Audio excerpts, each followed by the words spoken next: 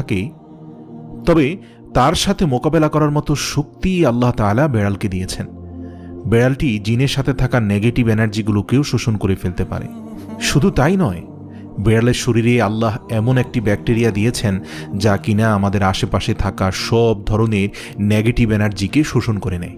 এছাড়াও বিজ্ঞানীরা বলছেন, আমরা যখন রাতে ঘুমাতে যাই তখন ঘরে পুষে রাখা বেড়াল সারা রাত ধরে আমাদের শরীর থেকে নেগেটিভ এনার্জি শোষণ করতে থাকে। আল্লাহ রাব্বুল আলামিন বেড়ালের মাঝে কিছু বৈশিষ্ট্য দিয়েছেন, যার কারণে এমন সুন্দর একটি মাখলুক আমাদের রোজকার জীবনের অংশ হয়ে উঠেছে। রাসূল সাল্লাল্লাহু আলাইহি সাল্লাম বেড়াল পছন্দ করতেন এবং বেড়াল পালন করার কারণে তিনি তার এক প্রিয় সাহাবীর ছদ্মনাম দিয়েছেন আবু হুরায়রা, যার শাব্দিক অর্থ দাঁড়ায় বেড়ালের পিতা। কেন একজন মুসলিমের বেড়াল পালন করা উচিত?